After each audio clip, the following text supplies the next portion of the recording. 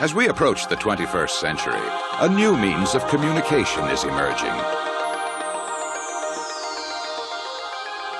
This technology uses computer networks to link people on every continent.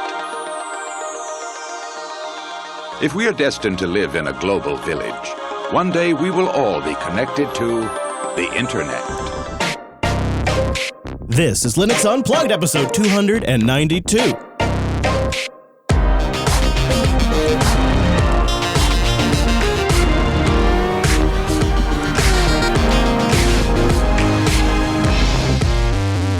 Welcome into Linux Unplugged, your weekly Linux talk show that's in a hot box this week.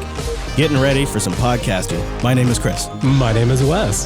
Hello, Mr. Payne. And joining us in studio this weekend is Mr. Cheese Bacon. Hello, Cheese. Hey, how's it going? Nice to finally be here. It is. Nice to have you here, I mean. Well, and it's always been unplugged, which has always been not Central Time. Which has always been when I've been at work. Hey, that's true. That's true. That's a thing. Now you can actually be here live, finally. Coming up on this week's episode of the Unplugged program, we're going to look back at a couple of big milestones, including one from Mozilla, one for the web, and NGINX being sold for $670 million. Plus Sway hits 1.0, and then we look at some leadership challenges facing the Debian project. And then, later on in the show, myself, Wes, and Elle will join and get in here, talk about SCaLE. We're going to get into SCaLE. We're going to tell you how 17x went, what we took away from it, and a few stories. And then after all of that, we get to some of those emails. Finally, after what has been ages on the show, we'll answer a few emails that came in. We'll see how many we get to. Yeah, right. It's not that we're not looking. There's just so much to talk about that we have to make time for feedback segments. No, we read it. We totally read it. But this week, we're going to try to include some of it, depending on how long the SCaLE stories go. Because then we have a hard out by the network. No, I'm kidding. It's just, we try to keep it like an hour and change. But before we go any further, let's bring in that Mumble Room. Time-appropriate greetings, Mumble Room. Hello. All right. Hello. Hi there. Hello, and I hear Elle in there too. Hello, Elle. Hello. Hello. So, we're starting today, and there's one thing that always plagues this episode. This is always the episode where the time zone math messes with everybody's head. So, like, a good chunk of our virtual lug can't make it because it's like a totally different time for them.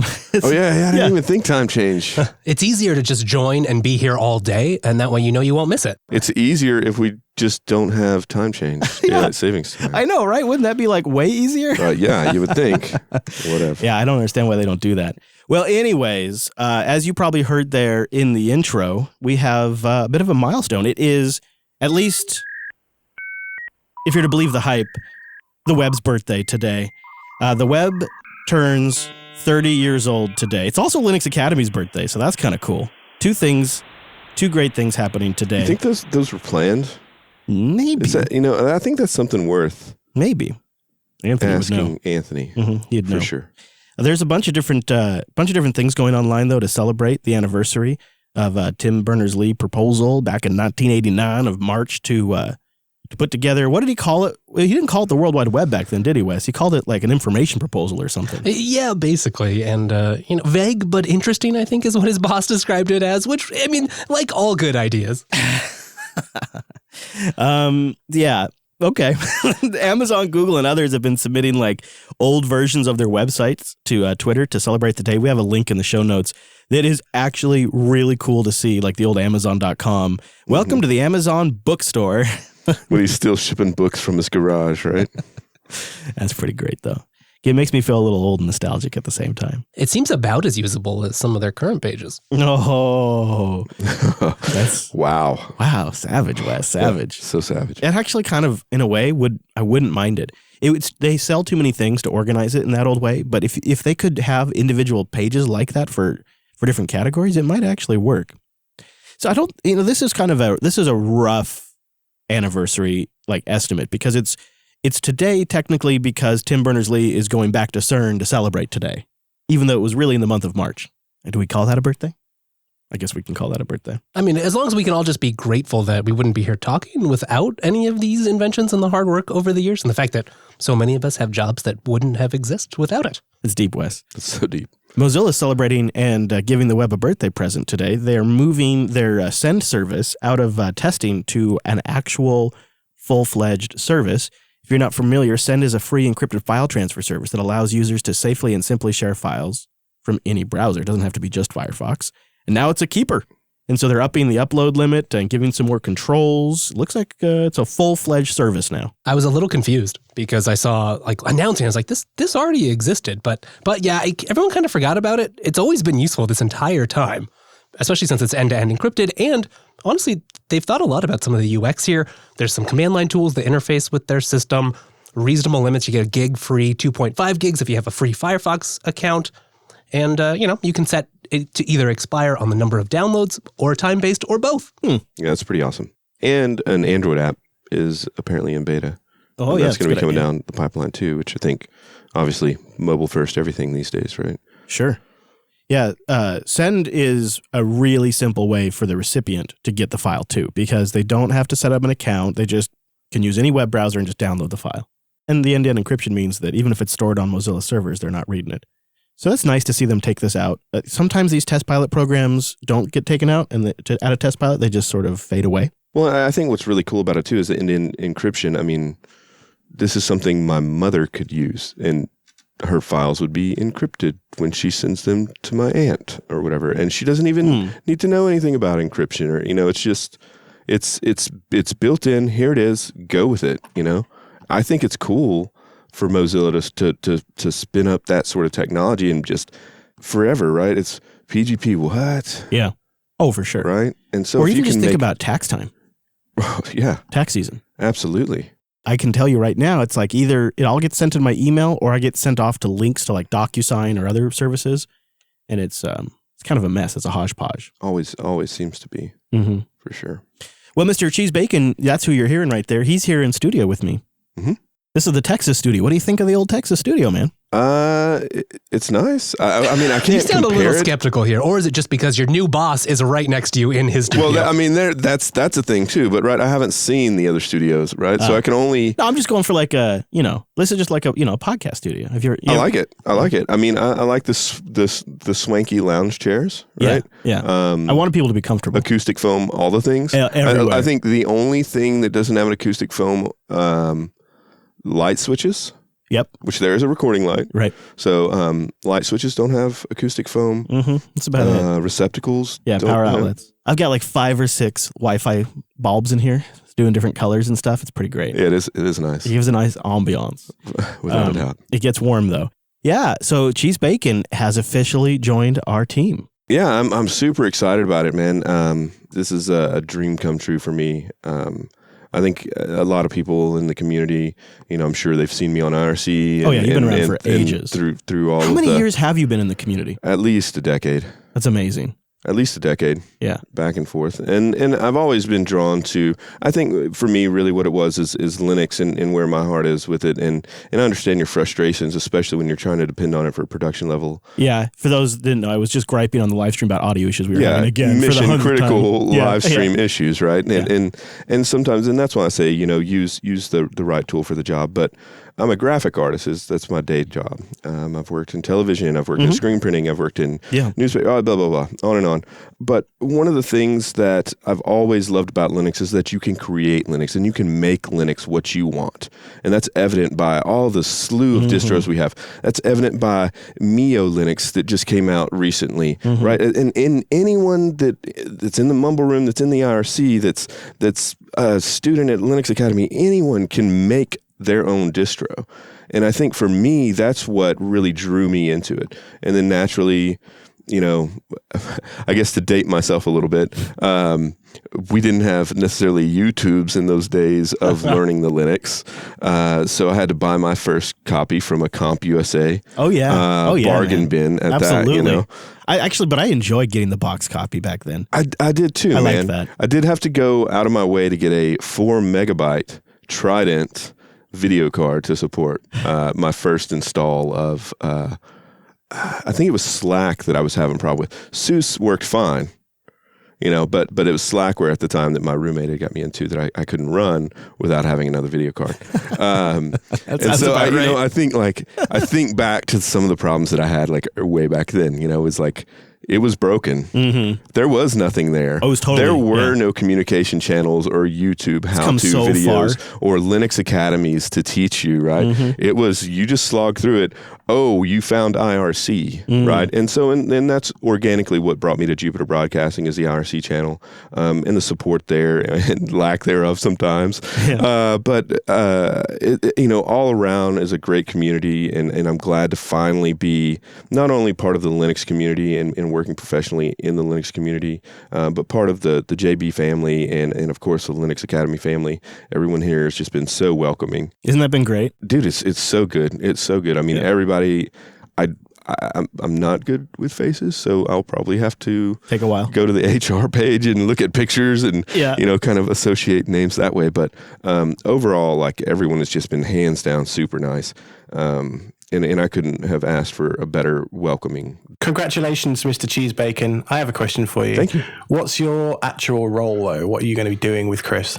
My title is a community creative engineer. So any sort of the marketing stuff that's going to be coming up. Yeah, job one's going to be swag for Linux Fest. Linux Fest Northwest swag is in the works. If anyone just has some amazing piece of swag that they think we should look at, please, reach out to me. I'd love to hear your opinions and your suggestions on that. JB engraved laptops. You heard it here first. Yeah, branded ThinkPads for everyone.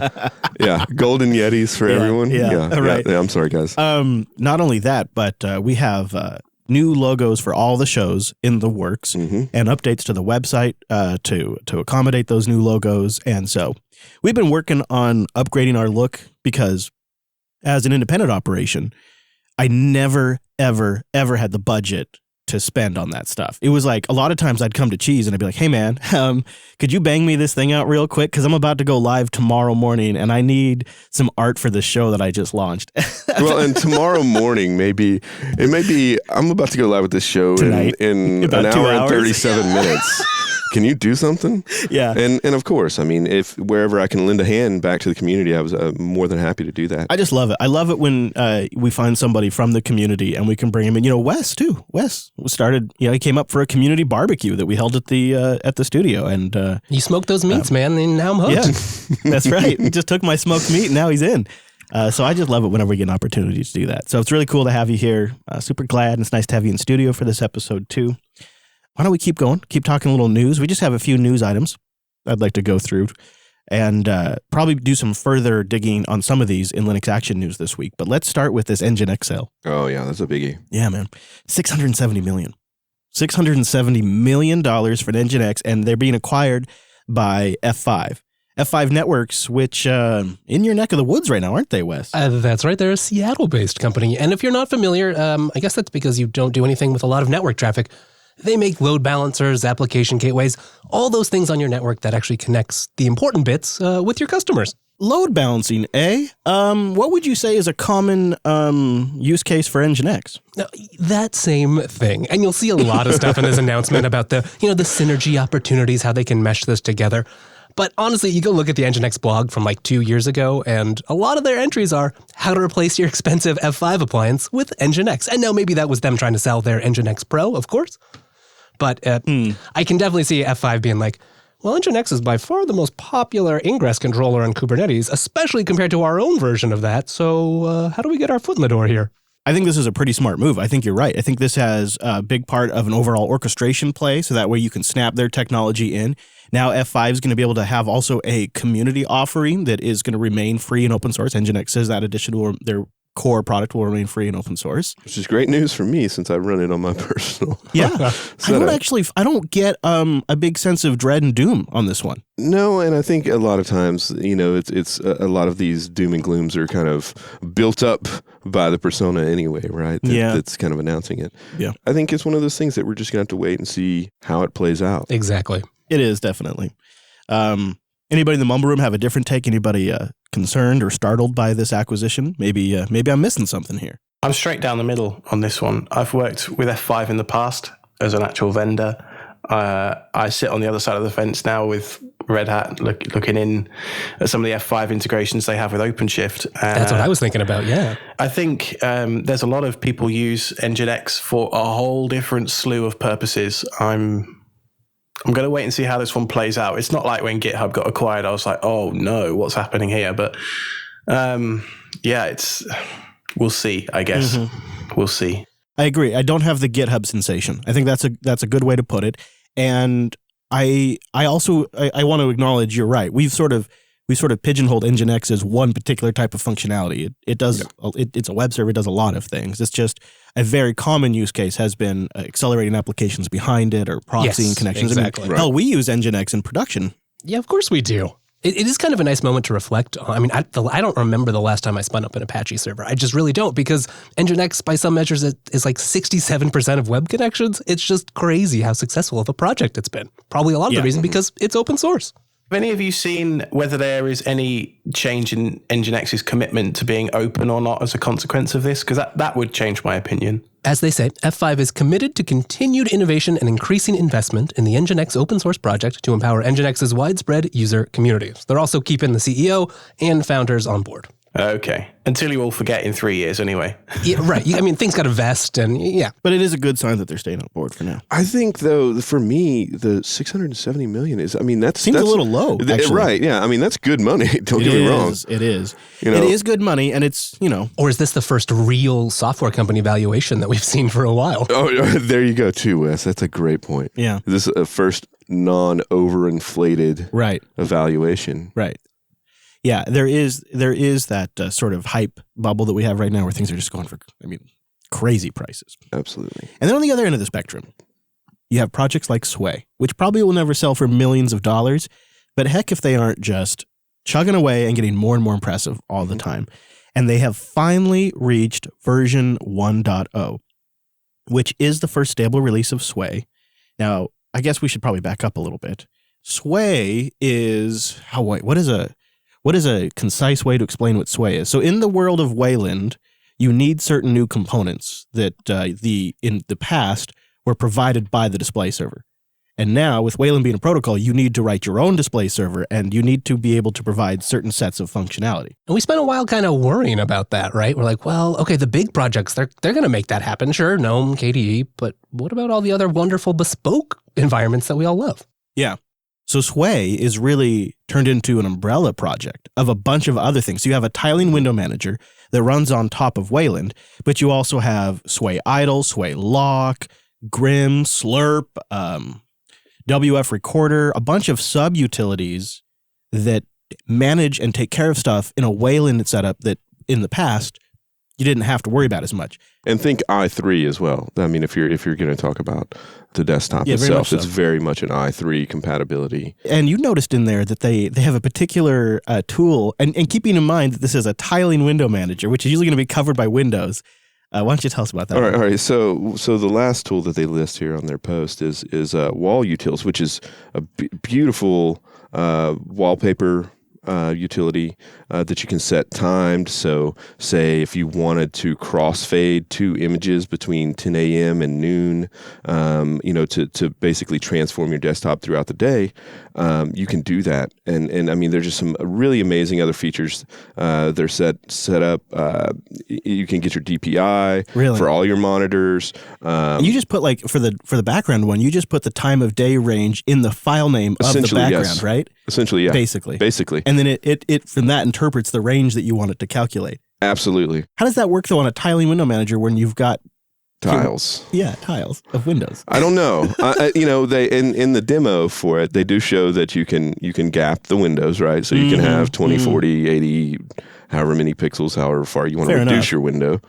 But then you're still only going to get the gapped view of the desktop. I think that this is still a great utility that's going to be used.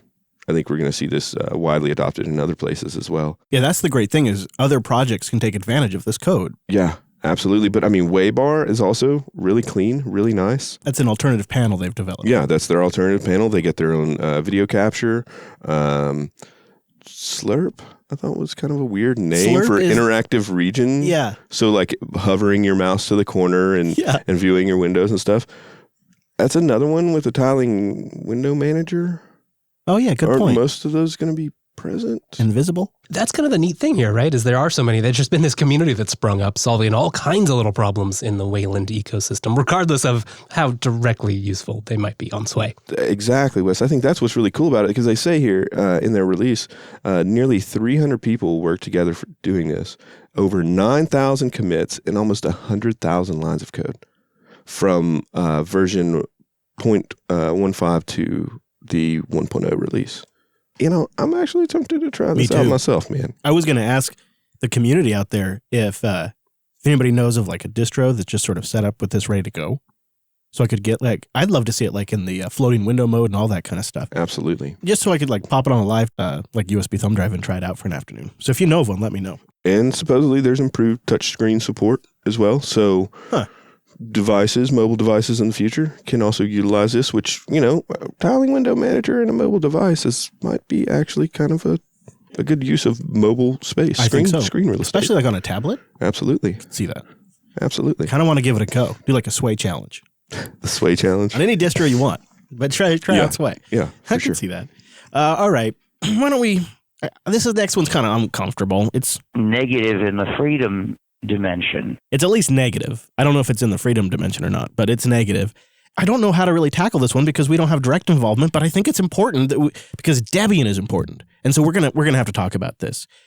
This is a post by Michael Stapleberg, I think is how you say his name, but I've actually never had to say it out loud. So I apologize, Michael, if I got that wrong. He's worked with Debian for 10 years, and he wrote a blog post a little while ago about issues debugging software on Debian and some of the workflow frustrations he had. And this week, he's written a blog post about leaving Debian after 10 years. It's a long time. It says, a few weeks ago, I visited some old friends at a Debian meetup after a multi-year period of absence. On my bike ride home, it occurred to me that the topics of our discussion had remarkable overlap with my last visit. Have you ever done this? Like you go talk to some old buddies and you just have like the same little conversation you had like 5 years ago, and it doesn't quite click like it used to? Yeah. Mm-hmm. Yeah. So he's thinking, man, I went to this meetup and we had a discussion about the merits of systemd, which took a detour to the respect in the open source communities. Happens all the time. Especially when you bring up systemd. Yep. And right? Then he says it returned to processes in Debian and eventually culminated in a discussion around democracies and their theoretical and practical failings. Why do we always seem to dig ourselves into this hole? We always, somehow the community manages to hate on itself. I know. We do. We do. And he says, I walked away from this thinking to myself, and I think I'm done having this conversation. I think I'm done discussing the same things over and over again and nothing ever changes. And it wore him out. And he went on to point out some other issues that it sound are just brutal. Reviews are horribly slow. Publishing packages can take up to 7 hours. Anonymous FTPs. Yeah, anonymous FTP uploads. Filing bugs with a bug system that doesn't even have a proper web interface where you communicate over email with it, and it's weird and ancient.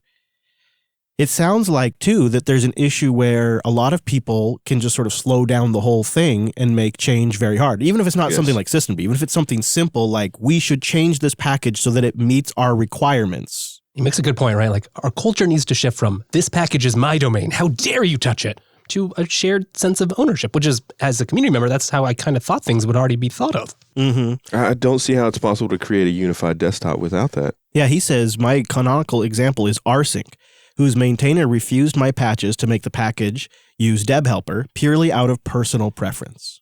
Personal preference do not match the way we do things. For rsync. Right, we're not even talking like systemd or controversial things here. We're talking rsync. A tiny little command line utility. I know, right. Yeah, he says granting so much personal freedom to individual maintainers prevents us as a project from raising the abstraction level for building Debian packages, which in turn makes tooling harder. Then you have wildly divergent workflows, and he goes on a little bit about that. He talks about the time it takes to build packages.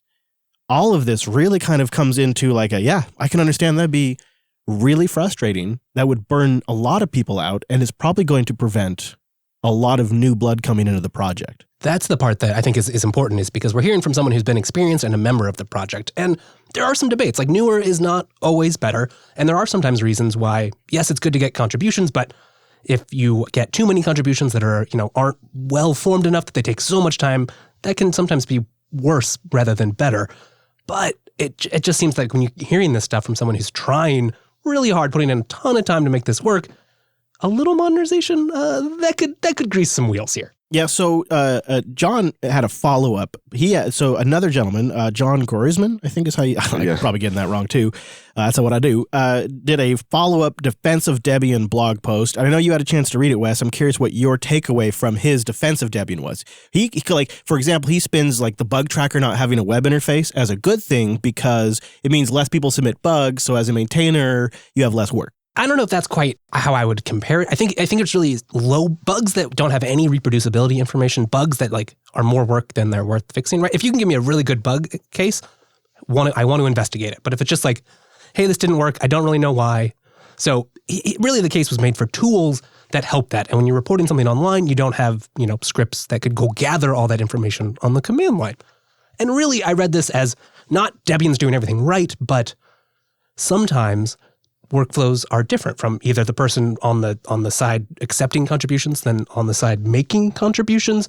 And that GitHub might, we shouldn't think of GitHub as like the ultimate workflow for everyone because it's just not. It's a new thing. It's a proprietary service. Totally. It does make sense to try to optimize and make things smooth, but not at the expense of ruining all other workflows. I think the bug tracker one, though, is an interesting one. So it's software that was designed in 94. It had one of its more major updates in 99. And the GNOME project and the KDE project abandoned it in 2002. And they were one of the last holdouts. Debian is the only project using this software that I know of besides, I believe, there is a GNU version that's used to build a viewer for it. So there is a second project, but it's, again, no one widely uses it at all. And this whole barrier to entry is, I think, maybe I'm wrong, Wes, but to me it seems like it's going to turn off new adoption. Yeah, new adoption. And again, like you don't want to make it's not always only about making contributions easy, but you want the whole process to be easy so that it's easy to make a reasonable contribution and that you have the people on the back end trying to play in between all these systems can actually make it work without pulling their hair out. Okay. So here's my other take on this too, is you have this whole people in the project are slow to change. They have their domains that they own and they don't want to do it their way because of their personal preference. And as a project, there's really nothing they can do about this. Is that actually a good thing? Is it a good thing? Because it's not the only Linux in town. We've got Fedora, we've got Ubuntu, we've got Gentoo, we've got Arch, we've got all these other distributions that are going at wildly different paces, that have totally different organizational structures, and we're kind of field testing everything at once in this way. And so in a high level version of looking at the Linux ecosystem, if you will, and the crazy experiment that is distributions of that Linux ecosystem, isn't it good to have one of them in the market be extremely conscientious about change and be really intentional about what changes make it in and make it harder even to make change? Because the end result is a distribution that has a type of stability that goes beyond software stability, but is also a type of change stability, which makes it better for deployments and enterprise. It makes it easier to build your applications or services off of it. I mean, that can be seen as a positive thing. And because it's not the only Linux in town, it's not the end of the world. Yeah, and that has historically been one of Debian's strengths, right? You can trust that if you've got an LTS release, you're running on your server, you can probably apply all those unattended upgrades, and it's not going to break. The question, I think, is not to avoid all modernization, but to find the best points to put in the effort so that you keep your old guard while making it easier for new people. And I think that's the message we should take away here is Debian deserves more involvement, and everyone should be concerned about its future, not because it's the only game in town, but because it has a lot to offer everyone. I think it's Debian, man. I mean, that was one of my first distros, right? Slackware, SUSE, Debian. Right. Look at the impact Ubuntu has, which is based on Debian. Absolutely, right? I think you really touched on something when you talk about should a distro be slow to adopt new technology, and I think so to some degree. Is they should, but I also see where Michael's coming from in that, guys, like at this point now we need to, everybody buys their groceries online. Yeah, right. We can still go to the store and get groceries and fill up baskets and do it that way and bag our and bring it home. Or we can we don't have to jump the whole distro on board and change everything overnight. But I think small improvements that will help the workflow and that will inevitably help the distribution grow and help the distribution get patches. I know that whenever Debian had its issue with apt, right? They were on top of it and they got it patched quick, like the same day. Practically. So, I mean, they are there and they are willing, I think, to tackle those problems. But I think that, when you see all the evolution of technologies and how other distros handle things in today's day, that to bring some of that in isn't necessarily bad, but also you should, have that distro that's a little more staid. It made me think of our recent discussion about Fedora's internal discussion about, maybe delaying release to work on their developer tooling. So clearly they are an example of people that are trying to actively tackle this problem. Okay, I've got a few more thoughts on this, but I want to give the virtual lug a chance to chime in. Mr. Badger, what are your thoughts on this? So I use Debian as my primary home server, and I have done for maybe 7 or 8 years, at least. And over that time, I found that the actual distro itself, has, in my server context at least, has become less and less relevant as containers have taken over and other technologies that Cheese Bacon alluded to just now. And I think for me, it boils down to how you structure the governance of an open source project. And this is something that we're trying to go through at Linux Server IO right now, is trying to figure out how to structure decision-making processes and not just have it be beholden to one or two people's kind of beck and call, which it's a natural process growing out of a personal project into a community project. I think Debian's possibly too far the other way for my personal taste. I think it's a fantastic project and a great asset to the Linux community. Don't get me wrong, but I do think that there are definitely opportunities for improvement in the way in which the governance model works. Yeah. I don't know if the pace of, packages and stuff like that could be potentially changed, but then does it need to when you have things like Ubuntu upstream that are a lot more quote unquote modern and fresh, and you have so many other distros filling that niche? I would argue that no, you don't need Debian to be completely up to date. But I do have another point around the relationship between Debian and its children, like Ubuntu. I know I work for Red Hat, so that's full disclosure, but you look at the relationship between Fedora and Red Hat and CentOS, and I think there's definitely some room for improvement in just the velocity of the project and trying to make decisions and trying to keep people engaged with that workflow. And I don't know quite what my point is, but I look at the ways in which Red Hat give back to the community via all the open source contributions to the kernel and to desktop environments and yada, yada, yada. And I think that there's definitely room for improvement with Debian in that space. It's clear that there has been internal conflict that has torn the project up. So it's not just one developer who's rage quitting, which he's not. He's actually very gracious in his goodbye letter. It's a bigger problem, and his leaving is symptomatic of that bigger problem. The systemd debate tore them up. But now, in almost an embarrassing statement of the state of the project, they literally could be entering a situation where they are leaderless. Yeah, normally this time in the year, well, it's election season for Debian.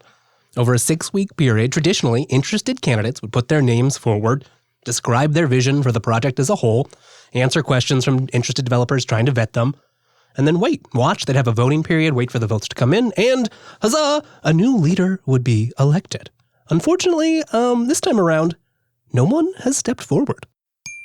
Yikes! They've missed the first one, right? So they're on the second round. Yeah, they just go again. They just keep going. Mm-hmm. Yeah, right. To their credit, the Constitution does have rules. It's just an infinite loop. Yeah, and there's no rule that says the current leader, Chris Lamb, must remain.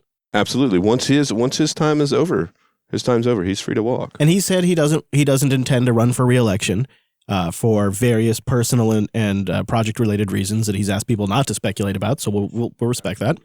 And that leaves them in sort of an awkward position. The Debian project, though, scatters authority throughout the project, so it's not like they're going to be unfunctional, like they're going to continue on. A lot of it is in the hands of the individual maintainers or positions in the Debian project. I'll give you a couple examples. Individual developers have nearly absolute control over the packages they maintain. Difficult technical disagreements will get sorted out between developers and the technical committee. The release managers and the FTP masters make the final decision on when things actually ship, and the project secretary ensures the necessary procedures are followed in general. And then there's a policy team that handles much of the overall design for the distribution. So in a sense, there's not a lot left for the leader to do other than to fully represent the project and go out to show up to the conference and spread the good be word. the face, right? Play the politics role, I suppose. Yeah.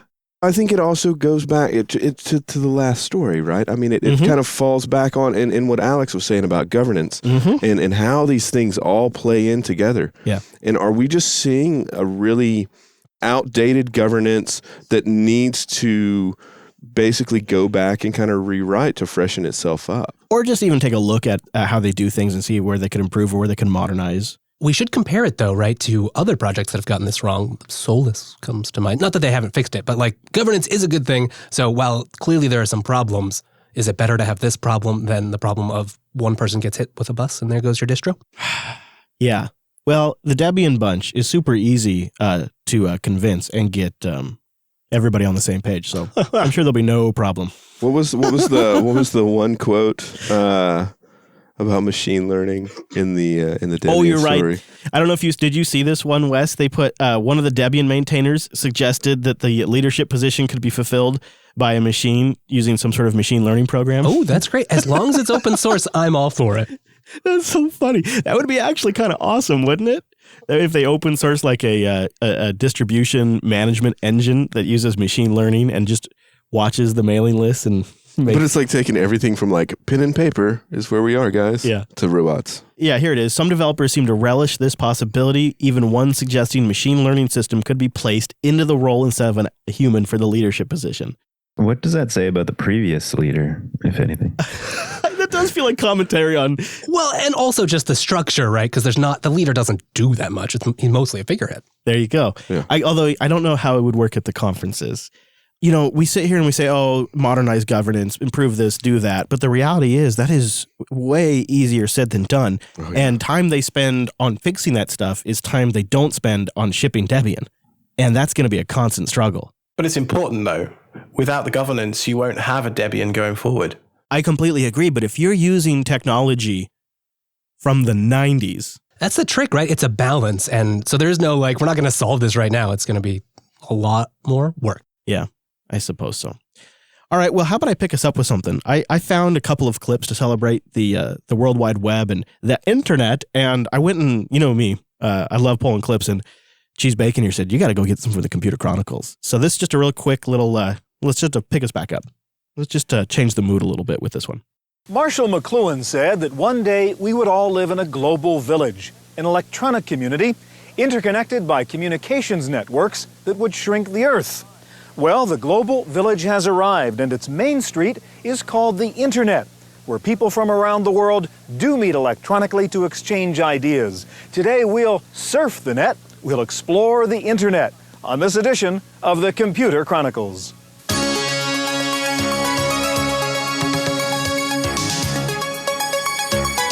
The Internet.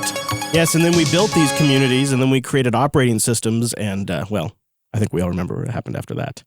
I think we all know. There you have it. There you have it. I hope the Debian project, I hope things sort out. I think they've been doing a lot of things the same way for a very long time, so it's a difficult thing, but you know what? Enterprising people over there. How about a little housekeeping, gentlemen? How about a little housekeeping? Now, there's a couple of things to cover. First of all, I was gonna introduce you, but I already did. So, hi, Cheese. Hey. Welcome aboard. Thank you. We published the Linux OS Fundamentals Study Group that we did last week. That is now up on YouTube. We have a link in the show notes. So if you were not able to attend live, you can go watch the recorded version. Thank you to Kenny and Elle for putting that on. You will find that in the show notes or on our YouTube channel. And speaking of YouTube videos. Oh, boy. So they have, today's the birthday for Linux Academy. It's their 7th anniversary. And to celebrate, they did a trivia game where they took a few contestants, including myself, and asked them trivia related to Linux Academy. And then if you got the trivia wrong, you had to eat a bowl of chili, and there was 5 bowls, and they progressively got hotter and hotter until they were eventually on fire. And being the new guy, I didn't do so well. I didn't know all this stuff, I'm new. So I really bombed, and I had to eat a lot of hot chili. And they've posted that video today, and it's a lot of me being tortured. There's a lot of me getting tortured in that video. It's bad. You learned a lot about the Scoville unit that day. I did. So that'll be in the show notes as well. It's up on the Linux Academy Com YouTube channel, Linux Academy Com. And it's great. It is a really good video. Jacob, the editor for that, managed to cut down an hour and a half into 8 minutes. Did he? And he did a killer job. Yeah. He really did a killer job at it. Impressive. Yeah. And man, did I burn my face off. Holy and crap. it's and people will see it's not like here's a whole bowl of chili that you have to. No, this is condensed. It's hot. And the peppers came out of special jars in a special liquid, and he added more peppers. With gloves. Yeah. Removing peppers with gloves. Yeah. Oh, yeah. And that was after it cooked in it, and then he added more, so there was fresh peppers in there too. It was really, you'll see in the video. Yeah, there's a couple there, I think, where Richard complains about chewing. Yes. Yeah. He made the fatal mistake of chewing the peppers up. I made the mistake of licking my lips. Oh, yeah. That's not good. Absolutely. Now, we've been taking in your feedback about these study groups, and I think we're going to rework them into something bigger and better. I don't know, we don't have it finalized yet, so we're going to cancel the study group for next week, and we will relaunch study groups again.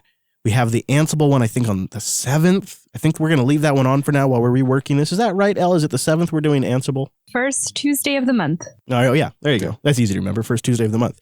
That's much easier. And we'll hopefully have our secret plans completed by then. We'll see. I think people will like it. The feedback's been super good on the study groups. And I think we could do it make it in an even more consumable way, because the reality is, and this is going to be a big shocker, everybody, there's more people that can download it than can attend live. What? I know, right? I know. It's crazy. It's not like we would have ever had metrics or anything else from anything we do that would suggest that. No. So we're going to, but there'll be still a live component and all of that. But yeah, we're going to rework it with some of that in mind, make it a little more easier for people to consume, because the one that we just published was a hit. Well, I think it's fantastic, and I'm sure Elle will go into it more. And yes, I'm here. I can finally take part in these things. I'm so excited. Yeah. But just what Elle's done just since she's recently joined the network too, and the study groups and rallying people around to help teach and to help create a more positive community. And I think that's fantastic. She killed it at SCaLE too. That's what I hear. Mm-hmm. That's what I hear. Hey, which bell was that? Here we go. There you go. It's a real bell. Yeah, there were some bell. things in the way on that first attempt. We got to find swag bells. Yes. We got to find swag bells. That'd be so great. I'm looking, man, but so far it's been bicycle bells, right? And yeah. I think we need the singular ding, not the cha-ching, cha-ching. Yeah, we don't want ka-ching, ka-ching. No, right. You just want ding. Yeah. Yeah, we're going to have some good swag at Linux Fest Northwest. And SCaLE was great. In fact, we'll talk about SCaLE here in just a moment. But before we get out of housekeeping completely, go check up the meetup page, meetup.com/Jupiter Broadcasting. Ange is always over there keeping the details up to date for the Linux Fest Northwest meetup. And so you can track it there. We got a lot going on. It's going to be a lot of fun. Meetup.com/Jupiter Broadcasting. Future study groups also on there. And when we do meetups at things like SCaLE, those are also on there. So there you go. All right, there's housekeeping. Let's talk about SCaLE. And it was a great SCaLE 17X in Pasadena, California. Heck of an event. I never got a final number on the attendees, but I'm sure it was way over 5,000, but I don't know for sure. I know they had 33,000 registered attendees. 33,000. Yeah. Isn't that crazy? You guys can't see in the studio, but I'm giving Chris the holy cow eyes. Yeah. Wow. But this wasn't my first rodeo, so I'll go last. I'd love to hear, I don't know, Wes, I know you talked a little bit on Coder, but I'd love to hear a couple of highlights from you and takeaways from SCaLE. I was really impressed with, one, just how welcoming and friendly. It was my first SCaLE. It was great. It's kind of in that perfect middle ground between a conference that's big enough that you can really see the people you want. Like, Chris, you and I got to see Brendan Gregg talk, and that was awesome. Mm-hmm. But, people afterwards could just go right up and talk to him. He wasn't totally swamped, really friendly, plenty of time to talk to whoever you want. And it doesn't feel like a sales push at all. It's just a bunch of people who love Linux and open source. Brandon Gregg's talk might have been one of my highlights. Right? Yeah, let me just steal that from you. Especially the part where he was live debugging Minecraft, but had never played Minecraft before. Yes, he didn't even know how to mine. That was amazing.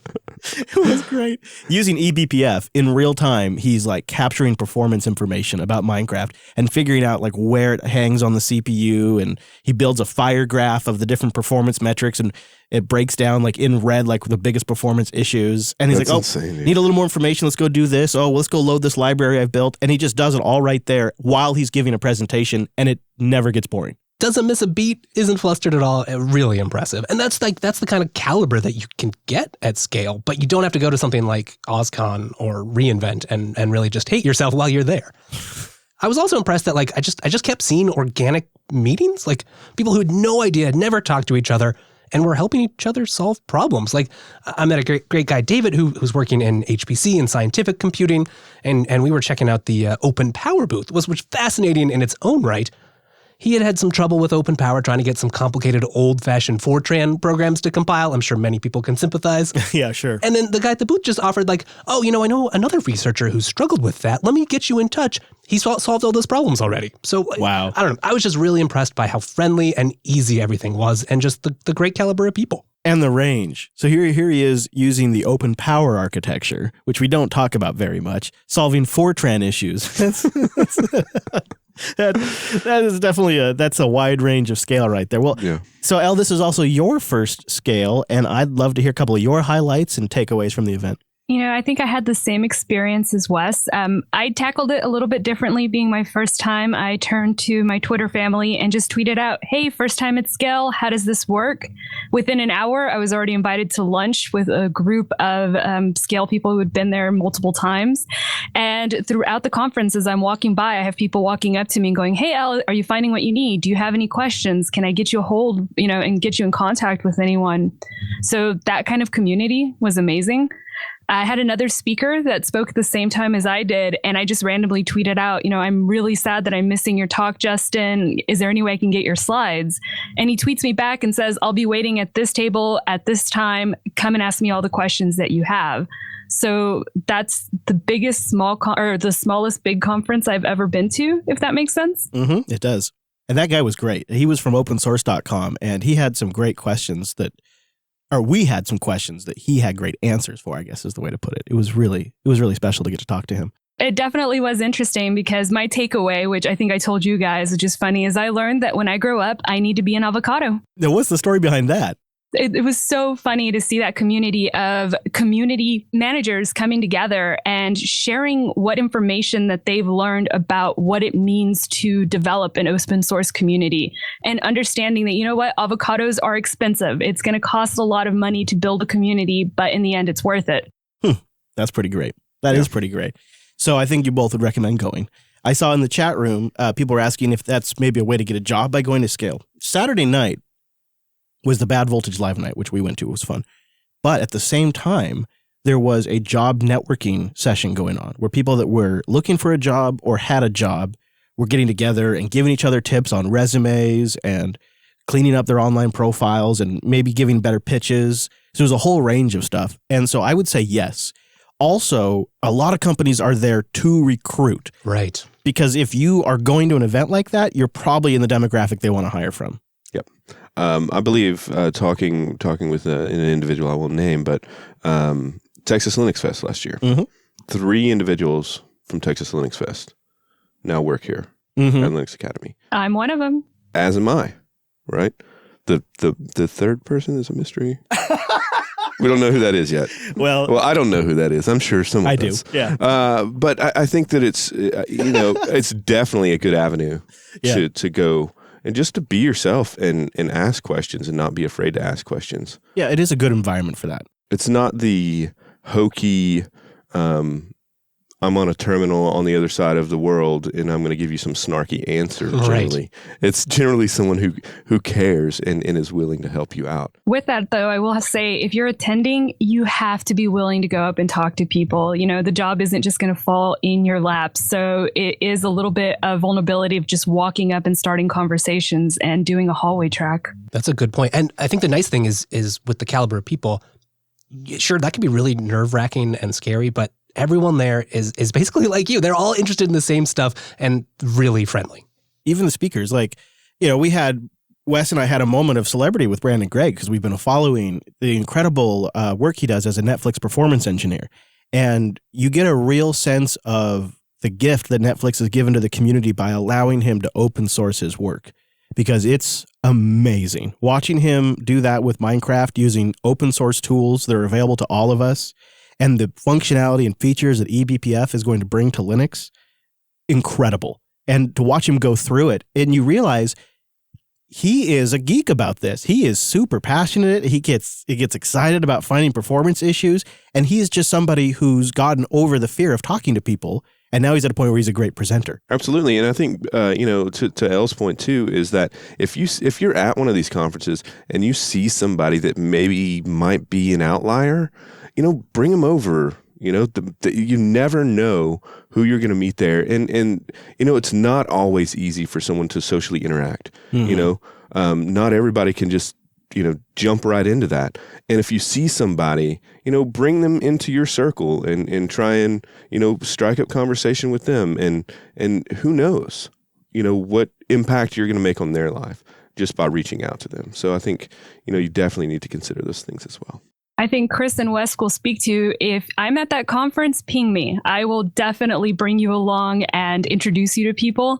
It's one of the great parts of being part of this community. Just follow the hair. Yeah, that is so many times I found Elle in a crowd because of that hair. Mr. Popey gave a talk, which we attended. That was great.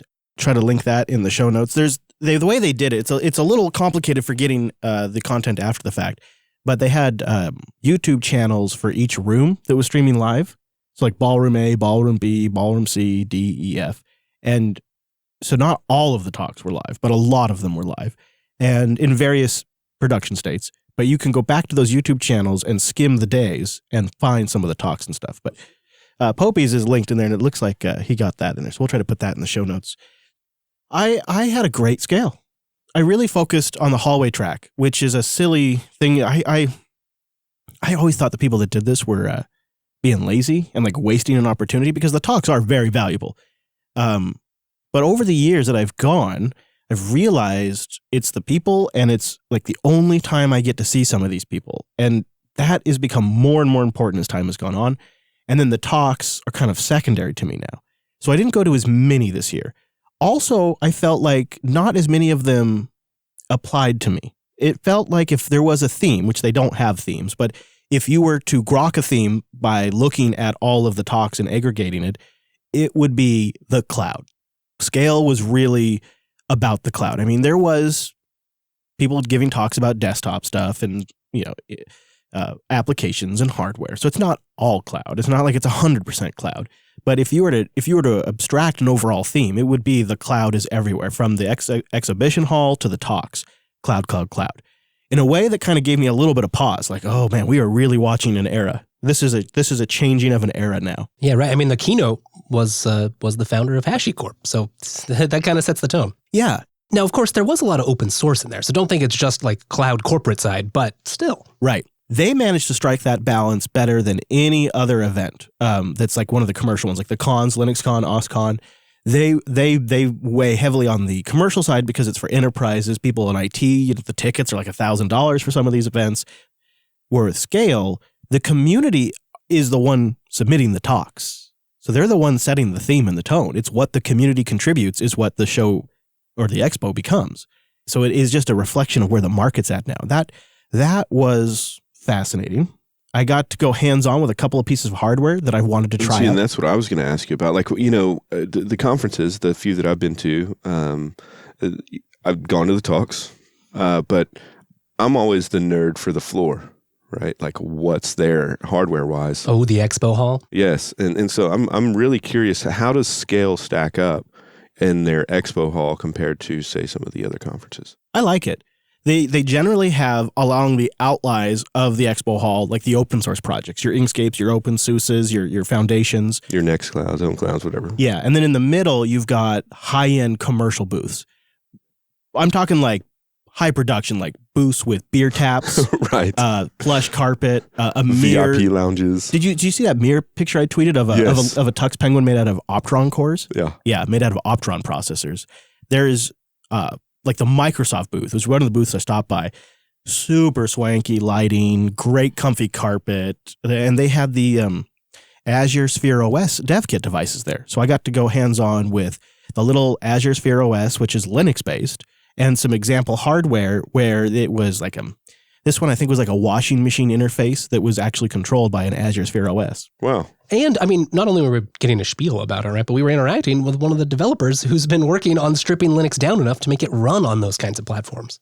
And got to talk to the Visual Studio program manager and got a little bit of back and forth regarding the new Windows open sourced calculator. Right. Gave him a hard time about that. Right. So it was actually one of my favorite booths because they had a Linux running device they were showing off. They were talking about some of the new things they're doing, and they just open sourced the calc.exe app. So it was kind of fun. The other booth I really enjoyed, I mean, there were so many, but the other one that I really enjoyed was Purism. Yeah. Got to talk to Todd Weaver a couple of times. Bumped into him in the hotel as well. And I talked to their chief security guy. His name's Kyle, and he went over how they're using the Purism secure boot system, how it uses your GPG keys to sign things, so things are signed with your GPG stuff, how the hardware token works into that. And we talked a little bit about their convergence efforts, and I got to hold the development kit for the Librem 5 in my hands. Which was like a brick, I'm Yeah, sure. it was a brick. Yeah, it was a big brick that didn't power on. Did you have, and this is, kind of one of the things that I was curious about at SCaLE too. Did they have like Pine 64 there with their quote unquote? I didn't see Pine 64, no. Device? But there were some other hardware devices there, but I didn't see Pine 64. More mobile hardware devices? I'll tell you the one that impressed me the most is the one Wes was talking about a little bit earlier, the Open Power architecture booth. We talk a lot about future desktops that are based on ARM processors or what RISC-V might develop into one day. But these guys have PowerPC-based desktops that are modern processors with, as he puts it, just monster I/O. And it was just like a real Linux desktop running right there on a Raptor workstation, which was, I'd never seen one in person. It was really cool. Yeah. With like a real video card, like an AMD video card in there, Right. and like PCI slots and memory slots, like a desktop tower. It running the Open Power PowerPC architecture. That's awesome. Yeah, it was actually really cool. It's something people don't talk a lot about. Part of it's the price. I'm It's sure. a little expensive. Like that rig he had there was like over $3,000. So Yeah, I mean, but if you look at that and say, look at a specced out Yeah. Thelio or something, right? yeah, that's Right. true. I forgot to ask about the fan noise because, boy, wouldn't that make a nice studio machine? Yeah, now I guess the unlike RISC-V, like the whole architecture isn't open source for Open Power. IBM though, he seemed to think maybe one day IBM might. So there was so many cool booths. Got to bump into Jordan from Linux Gamecast. That was really cool. Got to meet him in person, and they were at the Lutris booth. Lutris had a booth there, so that was really cool. And saw Jill from their weekly show that they do, and got to chat with tons and tons of audience members, and we had a great meetup. Over 30 people showed up for our dinner, which P.F. Chang's left me with the bill. Well, We go there. This is actually you don't think Emma would mind me telling the story because it was so badass. She's awesome. Yeah. So we get there and we ask the waiter, like, can you split the check? Oh yeah, we can split the check. Okay, well how? We can split it 2 ways. I'm looking, there's like 32 of us there, right? I'm like, that's not gonna work. And Emma's like, oh no, I'm not having this. She's like, computers can do this. I'm gonna go talk to the manager. So she gets up and she's gone for like 5, 6 minutes, 7 minutes, long enough that she's having a conversation with somebody. She gets back and she kind of has like this little frustrated look on her, and I'm like, well, what? Because it's like didn't go well. Like, what's the matter? It's like, no, it's they'll only split it 4 ways now. I'm like, okay. So I'm sitting there doing the math. I'm like, well, which 4 suckers get stuck with the bill? Like, how are we going to spread around cash? Like, how are we going to do this, right? But as the night goes on, when you got a big group of people, we're drinking, we're talking loud, we're taking up a lot of space. They have a shift change. And the new waiter, he's not having any of it. Because he has inherited a mess. The old waiter was great. Like he was playing a long troll on us. On one side of the table, he'd have an accent. That took us way too long to figure out. It was like, what is going on here? Yeah, and on the other side of the table, no accent. I had that happen here at a Dunkin'. Really? Yeah. A Dunkin' Donuts? Yes. Well, it was pretty funny. Like it had us, we were like, so everybody's like listening every time he came up. But he got shift changed. New guy came up. He wasn't having the bill split at all. I wonder if the new guy came up because he knew that he wasn't going to get the gratuity level that the original waiter guy. Yeah. Right? So he's like, no, guys. Yeah. That guy had invested. He had invested in it. Or the original waiter was just smart enough to get out of there before he had to deal with any of our unhappiness about the bill. Ding. I had a lot of good fun, though. It was a good night, and it was good to see everybody again. I do think 4 days is a lot for SCaLE. I think they could do it in 2 or 3, cut a few talks. Do it in 2 or 3 days. Maybe 2 days would be perfect. Boy, by the end, it really feels like a slog. Even though you're having fun the whole time, it's just so much. Yeah, now our attention turns to Linux Fest Northwest. Linux Fest Northwest coming up. So Texas excited. Linux Fest coming up. Yeah. All of the Linux Fests coming up. Yeah, you're going to be there for Linux Fest Northwest. Mm-hmm. Yeah. It's about damn time. Oh, that's awesome. About damn time. I know. I'm super excited. It'll be my first time in Washington State as well. So wow. And one of the things that I did want to note that I noticed because I was so jealous, man, following you guys on Twitter, and like seeing all the things that were going on. I guess one day you guys decided to take Elle to the Pacific Ocean. She had never seen the Pacific Ocean. I thought that was great. But I'm looking forward to getting up there in Washington and checking it out too. So the amazing part of that is I don't think there was a decision made. We're all headed back to the hotel to go to bed. And I'm like, oh, I've never seen the ocean. And the next thing I know, we're in a car headed to the ocean. I like it. You got to do that, right? Absolutely. I also think when she comes up to Washington, and you too, we should go visit some mountains. Mountains. Real mountains, yeah. I called the hills mountains in California, and I'm never going to live that down. I wasn't having it. I mean, California has a few mountains. Don't get me wrong, but not where we were. Not in LA. Not where we were at. Yep. In Pasadena. Yeah, good times. And if we didn't get a chance to see it SCaLE this year, maybe we'll get to see it Linux Fest Northwest. I know. I don't want people to feel like they're left out, but it is a lot of fun. And if you ever have the opportunity, I encourage you to take it. What do you say we do a few emails before we get out of here? All right, one comes in from Ken about trying out software. And I wanted to read this one on the show because we've gotten variations of this email over the years.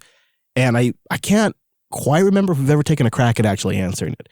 So he says, hey, Chris and team, I've been a regular listener now for over a year to a number of the programs. I'm intrigued by many of the software picks, but even though I'm tempted to try it, I'm always concerned about how easy it might be to delete or clean off my system after I'm done with it. I don't want a lot of leftover junk. Can you give me some insight about how you usually handle this? I'd rather not have to nuke and pave the OS over and over to ensure a stable system. Do snaps insulate you from the main OS? Does this solve this problem? I'm inclined mostly just install things inside a VM or using GNOME boxes or VirtualBox and play with it there. On the other hand, I'm guessing I'm not really getting a true sense of the performance of these apps. So I thought maybe you could discuss this on the show.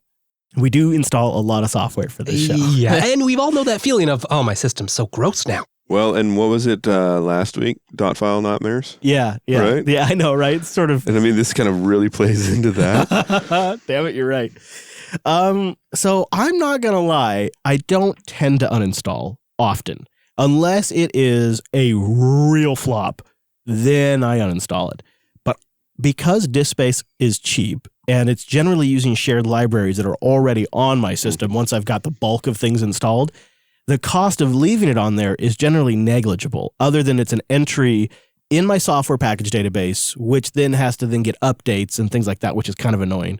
Usually when I'm doing updates and I notice a program go by that I never, ever, ever use, I'll usually contemplate removing it. But I will admit I kind of err on the side of just not bothering with it. What about you, Wes? These days, mostly I'm using Docker. It's pretty easy to pass like your X socket, or you can do it with Wayland too. So there's really no reason not to use Docker. If you're already familiar with that tooling, you want to try something out, especially if it's on a different distro. That's really handy. Sometimes you'll get like little weirdnesses with, toolkits and stuff. So if you're going for like a really visual app, okay, maybe not, but that's one step. And Ken, to answer your question, definitely go find our show notes. watch Popey's talks because, yes, snaps can help. Of course, you have to depend on that package being snapped. But once it is, and if it's not a legacy app, yeah, you don't have to worry about your system when you install it. Yeah, that's a great plug for the old talk there. Nice call there, Wes. Nice call. I was curious about you, Brent. Do you try to avoid installing software? Do you install it and then leave it? What's your approach? I certainly don't try to avoid installing software because that's the best way to discover new things. But I'm like you. If I see a piece of software scrolling by weekly when I'm doing my updates that I never use, I tend to lean to try to take it off. And if you're running like an Ubuntu-based distribution, they make it pretty easy to at least like purge packages and stuff like that. And I haven't had too many problems with the package manager uninstalling something useful in that process. So it's been actually fairly smooth to kind of install stuff, uninstall stuff, and just try to keep things down to only the programs I'm using. But I would say I've never run into a real problem with anything getting totally messed up because of trying software. One thing, too, that makes me think of is it's often handy to have a good idea of what your base is, whether that's in something like Ansible or just a bash script or just a list of packages that you want on every system. Because then whenever you are back to nuking and paving or you just want to try another distro, it's not as much work to get all set up. And backups, everyone. Good backups. Yeah, backups do help. And your package manager should warn you if it's about to do something that's going to like uninstall the GNOME desktop or something like that. Yeah, it really pays to pay attention to what it's trying to tell you, right? I've been caught a few times when it's trying to install like 400 packages just for a simple application or something. And so, yeah, read things. It's really important. Yeah, read it. And I might say my last bit of advice would be give it a go, because this is how you learn. Yeah. You know, this is how and if you do break it, just like Brent says, make sure you got good backups. Yeah. And you probably won't ever make that mistake again. Maybe not that particular one, Yeah. but you will most definitely make more mistakes and break the things in the future. Hopefully, if you're having fun. Yeah. It is okay to fail sometimes. I think that's a future topic that Elle suggested at SCaLE that I like. It is like we should tell a few stories where we tried to do something and it blew up horribly in our face. Like try to learn something new and it just didn't work out.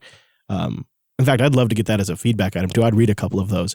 If you want to share some with the class, go to linuxunplugged.com/contact and send in your training fail. And I think especially the early day fails. Like what were some of your fails in the early days? And maybe even, you know, in the 90s, right? Or early 2000s when there wasn't really all that documentation. Right? And you failed miserably. Where did you go? Yeah. You know, how did you fail? It happens. That'd be super interesting to hear those stories. I remember having to go into school and look up stuff on the internet and take it home with me for the next day. So You printed it out? yeah. I love it. Man, you know what I used to do back in the late 90s, early 2000s before we really had great search engines? We had search engines, but nothing to write home about. And we had a monthly book trip that we would go on. And we would each get to go, and there was an IT budget for books, and we would go pick out a book. Wow. And that was our book for the month. That's where you acquired all your nutshell books? Oh, yeah, so many. We had so many shelves of books back then. It was really crazy. Of course, when I left, there were all the company's books, and I don't know what they're doing with all the probably Firestarter now. All right, last email of the show comes in from Paul, following up on our home automation topic. Paul writes, as always, like the show, the bit about home automation, I thought I would mention there's something else you could look at. It's called Node-RED. It's a great way to self-document all your automation using a GUI flowchart. It's very powerful. I've only recently started to use it on my Ubuntu box at home. I connected it easily to my Echo, and I also connected it to my Broadlink IR Blaster. This is neat. So this is something else to put on our list, Wes. Yeah, I haven't played with it before, but looking at it, gosh, the GUI looks wonderful. It's just very intuitive. You can tie things together. And turns out, just Googling around for some examples, a lot of people are using it. It's really popular as part of the Home Assistant community. So, like, there's a couple of YouTubers. Dr. Z's is a good one that has some stuff on it. So, take a look at that. When I get back, we're going to get that a home automation system finished up in the studio. Ooh, we'll have to call it studio automation. Yeah, it will be. Nice. I'm really looking forward to it. Well, I'll just mention, I meant to mention earlier, if you want to see a picture from our meetup and stuff, I have a link in the show notes to the picture that System76 tweeted out of the meetup, and a good group there. It's just so much fun. So much fun. But it's good to be back. Good to be back in the studio and back to regular regular shows for a bit, at least for a little bit. We'll see. I'm going to be hitting the road soon, actually, and traveling back to Washington. Yeah, what are you talking about? Normalcy. You don't have that. I know. Actually, yeah, next week I'll probably be on the road for the show. It'll probably be a road show. So yeah, nothing normal about that. It's going to be crazy. But you should join us live and find out if we manage to pull it off over at jblive.tv. We do it on Tuesdays. Go to jupiterbroadcasting.com/calendar to get it converted to your local time. It's 4 p.m. Central, 2 p.m. Pacific. Those are the two that I follow the most closely. Mr. Wes, where can people go get more Wes Payne? At Wes Payne, or check out techsnap.systems. Ooh, what about you, Mr. Bacon? You got anything you want to plug? They can just go to @cheesebacon on Twitter. Boom. Yeah. Check that out. Yeah. What about you, Elle? You want to plug your Twitter handle? I'm at L_O_punk. That's LOPunk. Owning those underscores there. Mm-hmm. Owning those underscores. And me? Well, thanks for asking. I'm at Chris LES. The network at Jupiter Signal. Our website, linuxunplugged.com. linuxunplugged.com/contact for your feedback. Let me know your training fail. Maybe we'll cover that on a future episode of the Unplugged program. And maybe consider joining us in our virtual lug. You can Google, probably the easiest way to do it, Jupiter Colony Mumble. You'll get all the information, the setup guide, how to get in there. We just ask that you have a headset, some microphone that works, and a way to hear us. Right. Pretty simple to participate. And then you can get your opinions in the show. Thanks so much for joining us on this week's episode of the Unplugged program. And we'll see you right back here next Tuesday!